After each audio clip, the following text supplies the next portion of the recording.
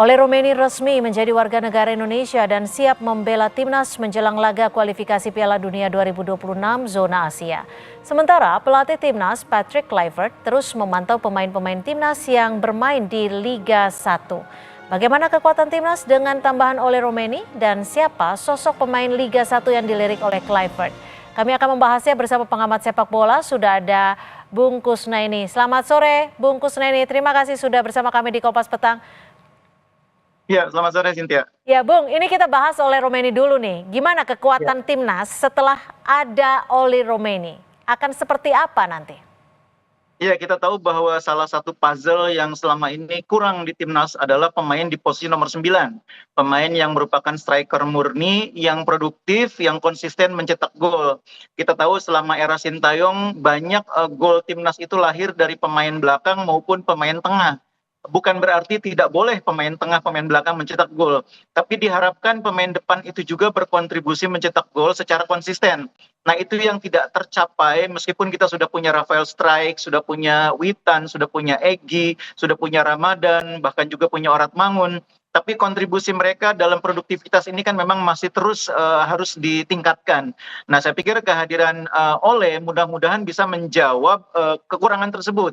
Karena kalau kita lihat track record dia, oke, di Oxford memang dia belum mencetak gol dari 3 pertandingan. Tapi ketika musim 2022-2023 dia main di Emmen, di klub Liga Belanda, dia pernah cukup produktif mencetak 13 gol dari sekitar 45 pertandingan. Artinya rasionya cukup tinggi 1:3, dan itu memberi harapan bahwa dia bisa menjadi solusi dari persoalan produktivitas lini depan timnas. Lalu cukup pentingkah sosok Ole ini di barisan depan? Iya, saya pikir sangat penting karena skenario Kluivert dengan formasi 4-3-3 itu kan menggunakan Trisula di lini depan dan di ujungnya itu seorang striker murni. Nah, kita tidak punya striker murni yang betul-betul bisa diandalkan. Memang ada Ramadan Sananta, tapi kita tahu bahwa Sananta selama ini di timnas senior kan belum mendapatkan tempat yang settle sebagai pemain starter ya. Dalam banyak pertandingan lebih banyak peran itu diberikan kepada Rafa Struijk atau pemain lain. Karena itu dengan formasi 4-3-3 yang dikembangkan oleh Kluivert, kita punya dua wing, dua pemain sayap yang cepat, yang menusuk. Diharapkan ada orang yang bisa memanfaatkan umpan-umpan tarik atau umpan-umpan cutback yang dibuat oleh dua pemain sayap, dan dibutuhkan seorang striker yang produktif. Itulah tugas Ole nanti. Ya tentu bukan hanya Ole ya. Saya berharap sih Ramadan Sananta juga berkembang kemampuannya sehingga bisa menjadi backup yang bisa mengimbangi Ole, bisa bersaing dengan Ole di lini depan. Bukan hanya Sananta, bahkan pemain-pemain yang lain juga saya harapkan bisa seperti itu. Lalu akan ada yang tersingkir tidak kita ketika Ole ini gabung? Tepatnya mungkin bukan tersingkir, tapi lebih berbagi peran gitu ya. Selama ini kan Rafa Struijk ini kan banyak bermain sebagai striker ya. Meskipun dia sebetulnya karakter bermainnya belum mencerminkan seorang striker murni ya. Rafa Struijk ini lebih merupakan seorang pemain yang bermain box to box atau bahkan pemain sayap yang banyak bermain menusuk dari sisi kiri.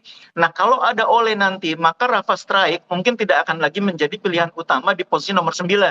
Mungkin itu akan lebih banyak diberikan kepada Ole, bahkan mungkin juga Ramadan, dan Rafa Struijk nanti akan banyak bersaing di sisi kiri dengan Orat Mangun. Ini yang menarik. Nah, di sisi kanan kan kita punya Eliano, punya Egy, punya Witan, dan mungkin beberapa nama lain, Malik Rizaldi, yang sudah sempat dilihat oleh Coach Patrick Kluivert di Liga 1. Nah, kita beralih ke pelatih nih. Kalau kita tahu Kluivert selalu memantau akhir-akhir ini, pemain seperti apa sih sebenarnya yang dicari oleh Kluivert di Liga 1? Iya, jadi secara umum Kluivert ini kan sudah mewarisi tim yang cukup baik ya. Tim dari eranya Sintayong ini dengan 3-4-3 itu sebenarnya sudah cukup baik. Nah, apalagi sebagian besar pemain yang dibawa oleh Sintayong dulu juga pemain yang berasal dari pemain diaspora dari Liga Belanda. Jadi itu akan menjadi modal yang sangat baik bagi Kluivert. Bedanya barangkali di era Sintayong bermain dengan 3 back, sekarang Kluivert bermain sudah dia tegaskan 4-3-3. Nah, artinya ada 4 pemain di belakang, ada 3 gelandang dan 3 pemain depan. Nah, yang jadi masalah memang 3 gelandang ini selama ini kita tidak punya pemain yang betul-betul bisa diandalkan selain Tom Hai.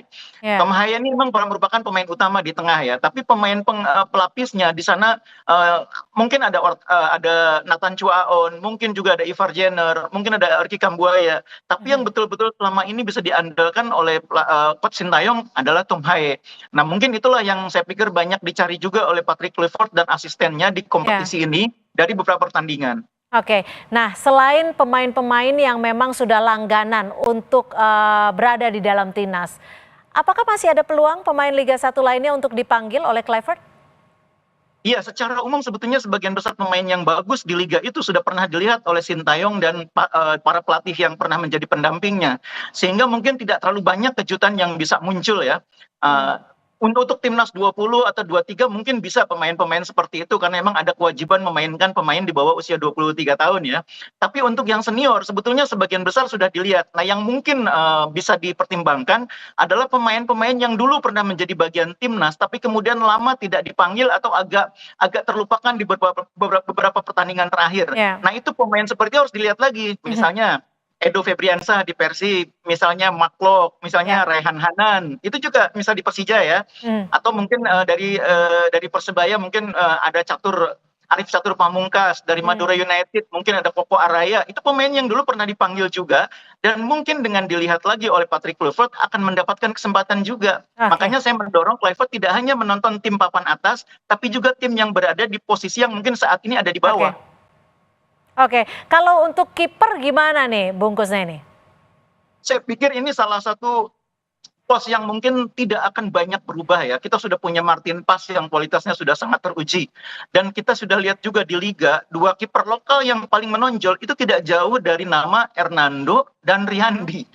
Kiper yang lain mungkin saya pikir masih berjuang ya. Mungkin ada beberapa seperti di PSM ada Reza gitu ya. Tapi saya pikir saat ini untuk posisi kiper di timnas, saya pikir Hernando bersama Riyandi masih merupakan pilihan yang paling rasional ya dengan performa yang sangat baik. Kita sudah melihat mereka bermain kemarin ketika Persis Solo menghadapi Persebaya, Hmm. dua-duanya tampil bagus. Jadi Oke. dua ini saya pikir pelapis yang sangat baik bagi Martin Paes. Oke, baik, kita nantikan saja akan seperti apa Ya, nanti timnas Indonesia di bawah bimbingan dari Kluivert. Terima kasih, Bung Kusnaini. sama-sama Cynthia.